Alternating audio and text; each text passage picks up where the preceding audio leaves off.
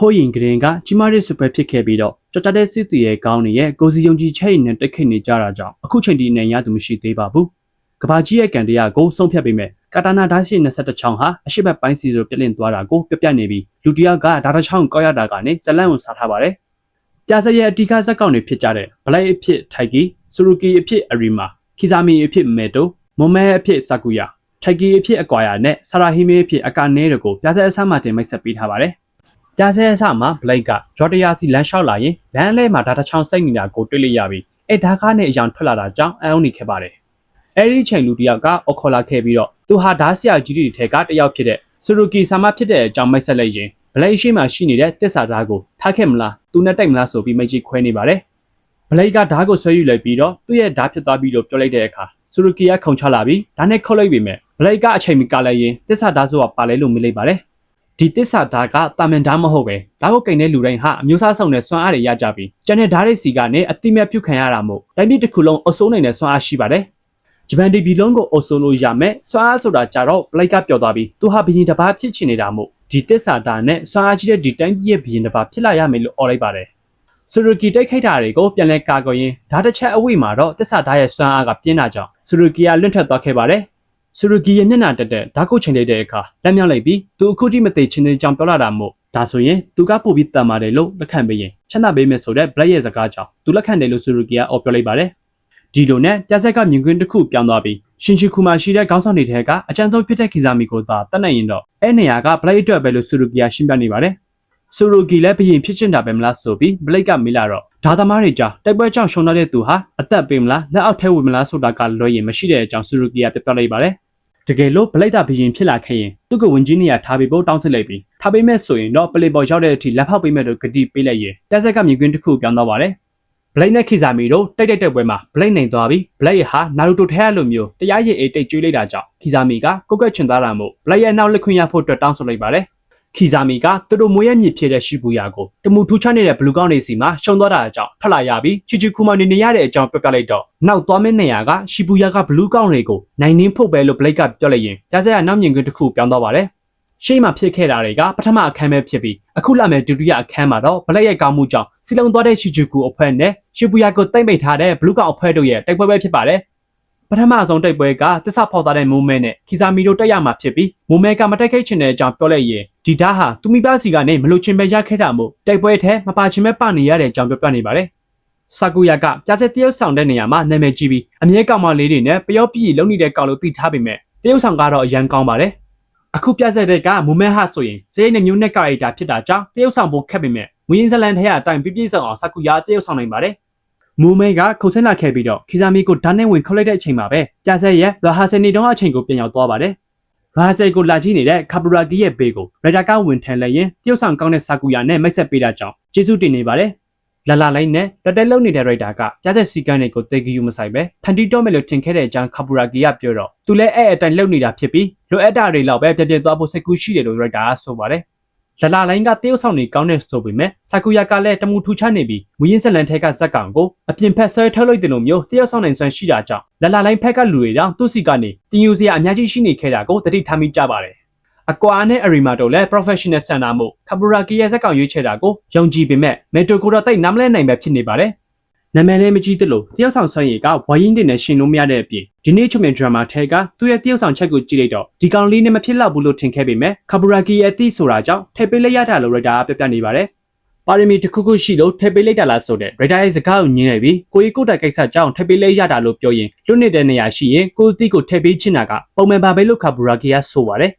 ရုပ်လဲချောတဲ့အပြင်အတန်လဲကောင်းတာမို့တရုတ်ဆောင်တာကိုတော့အချိန်ပေးလိုက်ရင်အဆင်ပြေမှာပါဆိုတဲ့ကာပူရာကီရဲ့စကားကြောင့်သူများပြဆက်ကိုလက်ကျင်ရင်ကွေးလို့မလုပ်ပါနဲ့ဆိုပြီးရိုက်တာရင်ပြောလိုက်ပါတယ်အဲ့လိုသဘောမဟုတ်ပဲရိုက်တာစီမာဆိုရင်တိုးတက်နိုင်တာမို့ထိပ်ပေးလိုက်တာဖြစ်ပြီးအဆန်းကုန်ကြိုးစားတဲ့သူတွေကိုတော့သဘောကျတယ်မလားလို့ကာပူရာကီကမေးလိုက်ပါတယ်ဒီနေ့ချွတ်မဲ့ဒရမာဒုံကနဲ့မတူပဲတိုးတက်လာတဲ့မေတိုကိုတရုတ်ဆောင်မို့ရွေးချယ်လိုက်တာဟာမန်လာမာလာဆိုတာကိုတော့တေချာပေါက်ဖြစ်ပေးနေတဲ့သူတယောက်ရှိပါတယ်အဲ့ဒီတယောက်ဟာဒီနေ့ချွတ်မြင်ရဲ့မူရင်းစာရေးဆရာယူရီကိုဆန်ဆိုင်ပဲဖြစ်ပြီးတကဘာလုံးမှာမိနစ်သက်ဆုံးမျက်လုံးတွေနဲ့မေတိုကိုစောင့်ကြည့်နေမဲ့သူပဲဖြစ်ပါတယ်မေတိုကအလဲတန်းပထမနှစ်မှာပဲတတိယနှစ်စီနီယာတယောက်နဲ့လူပြည့်ပြက်ခဲ့တာကနေစပြီးကိုကထင်ပေါ်တဲ့သူတယောက်ဆိုတာကိုတတိထားမိလာပါတယ်မင်္ဂလိတွေဖွင့်ပြောတာကိုပါခံခဲ့ရပြီးလှုပ်ဆိုးတဲ့လူတွေကိုအနိုင်ကျင့်လောင်ပြောင်းတာတွေဟာသူ့အတွက်ပြောစားတစ်ခုလိုဖြစ်နေပါတယ် ရုပ်ချောတာတစ်ခုထဲနဲ့အရာအားလုံးကတိုးအတွက်လွတ်ကူနေခဲ့တာမို့ဘယ်ဟာကိုမှအလေးနဲ့မထားပဲပေါ်ပေါ်တက်တက်နေခဲ့ပြီးအချိန်တန်ရင်အဆင်ပြေသွားမယ်လို့ပဲတွေးမိခဲ့ပါတယ်။မိုမင်နဲ့ခီဇာမီတို့ရဲ့တိုက်ပွဲဟာမူရင်းဇလန်ထဲမှာဆိုရင်ခီဇာမီဘက်ကအားမဲ့အပြင်းနဲ့တိုက်တာဖြစ်ပြီးအခုမေတိုရဲ့တရုတ်ဆောင်ချက်တွေမှာအိုင်းရှိတဲ့လို့တော့မခံစားရတဲ့အကြောင်းယူရီကိုကတွေးနေရင်ဘာကြောင့်လူတစ်ယောက်ရဲ့အစနှလုံးနစ်ပြီးဖန်တီးထားတဲ့အမှုပညာကိုမှဒီလိုလူတွေနဲ့ဖျက်ဆီးနေရတာလဲလို့မေခွန်းထုတ်နေပါတယ်။တာမန်ထဲမပေါ်တဲ့တရုတ်ဆောင်စွမ်းရည်တဲ့ကောင်ကိုသူနဲ့တွဲပြီးတရုတ်ဆောင်ခိန်တာမို့ဆာကူရာကစိတ်ညစ်နေပြီးဘာကိုမှအားမဆိုင်ပဲရုပ်ရည်နဲ့အလုပ်ရနေတဲ့အဆုပ်ပြက်ကောင်လိုစိတ်ထဲကနေလမ်းអော်လိုက်ပါတယ်။အကွာယာနဲ့အရီမာတို့ရဲ့တရုတ်ဆောင်ကွက်ကိုမြည်ပြီးကရင်ကသူဟာအဆိုးအဆုံးတရုတ်ဆောင်ဆိုတာကိုသိပါတယ်။ကိုနားမှာရှိတဲ့သူတွေကသူတို့ရဲ့အဆင့်ကိုနှိမ်ချပြီးတရုတ်ဆောင်ခဲ့ပေမဲ့ကိုကတော့ဘူရီမြင့်နေခဲ့ရင်တော်လဲတရုတ်ဆောင်လိုက်တာမို့ဇလန်ပြက်စီးသွားတာကိုလည်းသိပါတယ်။ဒီလောက်တော့ဆိုရတဲ့အထိတရုတ်ဆောင်ခဲတာလားလို့ကိုပြန်မင်းနေခဲ့ပြီးသူသားလေးနဲ့ထားပြီးလှုပ်ခဲ့မဲ့ဆိုရင်ဒီဇလန်ကပိုပြီးကောင်းတော့မှလို့ပြောရင်းငုံနေမိပါတယ်။မထင်မှတ်ထားလောက်အောင်တက်လုံကောင်းတာပဲဆိုတဲ့အရီမာရဲ့စကားကြောင့်တရုတ်ဆောင်ဆိုတာတက်လုံကောင်းရမယ်ဆိုလို့ဒီနေ့ချွန်မင်ဒရမာပြီးကရင်ကနေတိုင်းပြင်းနေခဲ့တဲ့အကြောင်းမေတိုကပြပြလိုက်ပါတယ်။သူတို့တွေစက်တက်လှုပ်ရှားနေပြီမဲ့တက်တော့မကျသွားတဲ့မေတိုကြောင့်ဆာကူယာအန်ဦးနေခဲ့ပြီးခီဆာမီတရုတ်ဆောင်တဲ့တယောက်ကမကောင်းဘူးဆိုတဲ့ပိတ်သက်တဲ့ရဲ့တုတ်ပြတ်ချက်ကိုကြည့်လိုက်ဖို့ဆာကူယာစိတ်ထဲကနေပြောနေပါတယ်။ဆာကူယာဟာဒါနဲ့ခေါ်ရတာကြောင့်မေတိုရဲ့ဓာတ်ကအနောက်ဘက်ကိုလွန်ထွက်သွားတဲ့အချိန်ပိတ်သက်တွေကမင်းကိုပောက်ကရကောင်လို့ထင်နေပြီးတော့ပြောလိုက်ပါတယ်။အဲစကားကြောင့်ပဲပောက်ကရကောင်လို့ထင်နေလဲရတာပဲလေဆိုတဲ့အကွာရရဲ့စကားအမတ်ရသွားပြီးမာနာကိုချပြီးလာမေးတာကြောင့်အလေးနဲ့ထားပြီးဖြေပေးဖို့ပြောလိုက်ရင်သူကြောင့်မို့နောက်ထပ်ဆက်လန်တစ်ပုတ်မပြတ်စီသွားစေချင်ဘူးလို့မေတိုကဆိုပါတယ်။ပောက်ကရကောင်လို့အထင်ခံရတာကိုတေချာအသုံးချနိုင်ရင်အဆင်ပြေတယ်ဆိုတဲ့အကွာရရဲ့စကားကိုမေတိုကနားမလဲပါဘူး။မေတိုရဲ့အရေးကြီးဆုံးအခန်းကဆာကူယာနဲ့ချရမယ်ခန်းဖြစ်ပြီးဇက်တိုက်တာကအချိန်တလာပဲရတာမို့တရုတ်ဆောင်ကောက်ဖို့အတွက်အကုန်လေးချင်းနေမဲ့ဆိုရင်အချိန်ကုန်ုံပဲရှိရလို့အကွာရဆိုပါတယ်။တကယ်လို့သာရှိသမျှအချိန်တွေကိုလှရှာမုတ်တစ်ခုတည်းပုံအပ်ပြီးလေ့ကျင့်ထားမယ်ဆိုရင်အောင်မြင်နေချင်ရှိတယ်လို့အကွာရပြောပြနေပြီးပရိသတ်စီကအထင်သေးခံရတဲ့ဆိုတာဟာပရိသတ်တဲ့ဒတိလက်လွတ်နေတဲ့အချိန်ဖြစ်တာမို့အဲ့ဒီအချိန်မှာသာရုတ်တရက်ကြီးဆော်ရမိတ်တာတစ်ခုခုလုပ်ပြလိုက်ရင်ပရိသတ်တဲ့အမြင်ပြောင်းသွားနိုင်ပါတယ်။ခီဇာမီကမိုမဲဓာချက်တွေကိုရှောင်ရင်အောက်ကျနေတဲ့ဓာကိုခြေရောက်တစ်ဖက်နဲ့နေပေါင်မြလိုက်ပြီးတော့အထာကျကျဖန်ပြလိုက်တာကြောင့်ပရိသတ်တွေကအံ့ဩနေခဲ့ပြီးမန်ဂါထဲအတိုင်းပဲလို့ပြောနေခဲ့ပါတယ်။ဒီအကွက်ကိုဖြစ်နေပါမလားဆိုပြီးတက်တဲ့စိတ်နဲ့ရေးခဲ့တဲ့အာဘီကိုကလည်းဝင်းဇလန်ထဲအတိုင်းလုတ်ပြတ်သွားတာကြောင့်ရန်သဘောကျနေပြီးယူရီကိုအံ့ဩနေတာကိုလည်းတွေ့တွေ့ရပါတယ်။ဒါတွေကအကွာရရဲ့အကြံနေမလားဆိုပြီးအရီမာကမေးလာတော့မဟုတ်ကြောင်းညင်းလိုက်ရင်သူပြောခဲ့တာကတရုတ်ဆောင်ညက်ရင်တော့တေချာလေးချင်းရတာပဲလို့ပြောခဲ့တာဖြစ်ပြီးအခုလိုလုံနေတာတွေကသူ့ရဲ့အားစိတ်မှုကြောင့်လို့အကွာရပြပြလိုက်ပါတယ်။လူတွေကသူတို့မျှော်လင့်ထားတဲ့ပို့ပြီးလုတ်ပြနိုင်ရင်အောင်သွားတက်တာမှုဒါတွေဟာလူတွေရဲ့သဘာဝပဲဖြစ်ပြီးပိတ်သက်တွေသဘောကျနေတဲ့အချိန်မှာအကောင်ဆုံးတရုတ်ဆောင်ပြနိုင်ရင်ရှေ့ကမကောင်းဘူးလို့ပြောခဲ့တာတွေကိုမေ့သွားမှမို့အခုချိန်ကအချိန်ကောင်းမဲလို့အကွာရဆိုပါတယ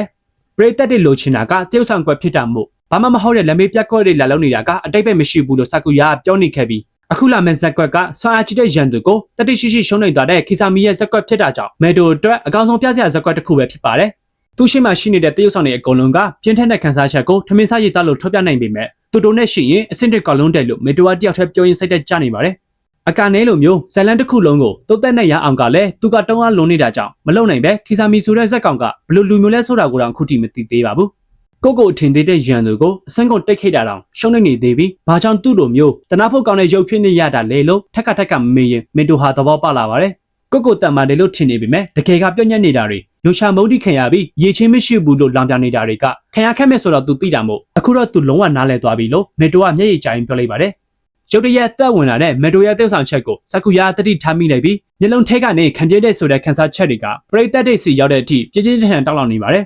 ်မေတိုကဒီခန်းစားချက်ကိုရဖို့အတွက်အချိန်အများကြီးသုံးပြီးတူးဆွခဲ့ရတဲ့အပြင်ဒီတစ်လလုံးကိုဒီ10မိနစ်အချိန်လေးအတွက်ပေါင်အပ်ခဲ့ရတာမို့ဆာကူယာဘလောက်ပဲတော်တော့ဒီ10မိနစ်ကိုတော့ဘသူစီမှာမရှုံးစေရဘူးလို့စိတ်ထဲကနေပြောလိုက်ပါတယ်မေတိုရဲ့တယောက်ဆန်ချက်ကိုမြင်လိုက်ရတဲ့ပရိသတ်တွေကလည်းလက်ခုပ်တီးအားပေးနေခဲ့ပြီးကျန်တဲ့လူတွေကအံ့ဩနေခဲ့ပြီးတော့ခါဘူရာဂီကသူ့အမြင်မမားခဲ့ပါဘူးလို့တွေးရင်ကုန်ယူနေတဲ့အချိန်ယူရီကိုဆန်ဆန်းရငုံနေခဲ့ပါတယ်။ကြားစက်ယုံနာမှာရေတောက်နေတဲ့ဆာကူယာနာကိုမေတိုကရောက်လာခဲ့ပြီးလှုပ်ချင်တာတွေလှုပ်ခဲ့တာမို့လာတောင်ပတ်မိမဲ့ဆာကူယာဖက်လိုက်ရင်တရုတ်ဆောင်သွားတာအရန်ကောင်းတာကြောင့်နောက်တစ်ခါလေဒီလိုလုပ်ဖို့ပြောလိုက်ပါတယ်။လေ့ကျင့်ထားတာတွေကြောင့်ဆုပ်ပြက်နေတဲ့လက်ကိုကြည့်ရင်အကွာရပြောခဲ့တဲ့စကားရဲ့အတိတ်ပဲကိုနောက်ဆုံးတော့နားလဲသွားပြီးလို့မေတိုကပြောလိုက်ပြီးအရန်ပြုတ်ဖို့ကောင်းတယ်လို့ဆိုပါတယ်။